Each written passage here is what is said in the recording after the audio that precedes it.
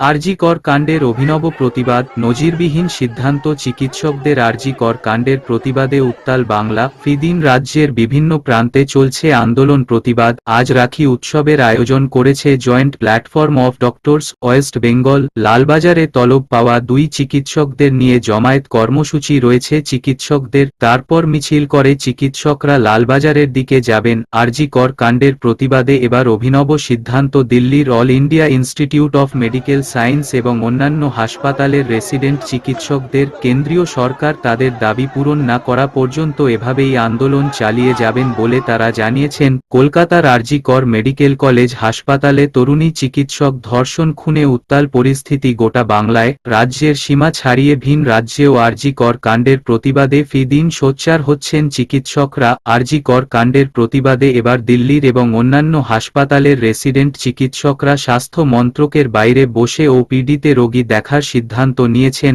Resident doctors অ্যাসোসিয়েশনের তরফে একটি প্রেস বিবৃতি দেওয়া হয়েছে। সেই বিবৃতিতে বলা হয়েছে, রাস্তায় ওপিডি পরিষেবা দেবেন চিকিৎসকরা। স্বাস্থ্য মন্ত্রকের বাইরে বসে 19 আগস্ট থেকে রোগী দেখা হবে। উল্লেখ্য, কর্মক্ষেত্রে নিরাপত্তা সুনিশ্চিত করার দাবিতে কেন্দ্রীয় সরকারের কাছে বিশেষ অর্ডিন্যান্স আনার দাবি জানিয়েছেন আন্দোলনকারী চিকিৎসকরা। কেন্দ্রীয় সরকারের মন্ত্রীদের সঙ্গে কথাও বলেছেন চিকিৎসক প্রতিনিধিরা। তৈরি হয়েছে একটি কমিটিও, যদিও এখনো পর্যন্ত বিশেষ অর্ডিন্যান্স আনার তোড়জোড় দেখা যায়নি। সেই কারণেই এবার অভিনব প্রতিবাদ। প্রেসিডেন্ট ডক্টর অ্যাসোসিয়েশনের দাবি পূরণ না হওয়া পর্যন্ত এভাবেই রাস্তায় বসে তারা রোগী দেখবেন বলে জানিয়েছেন।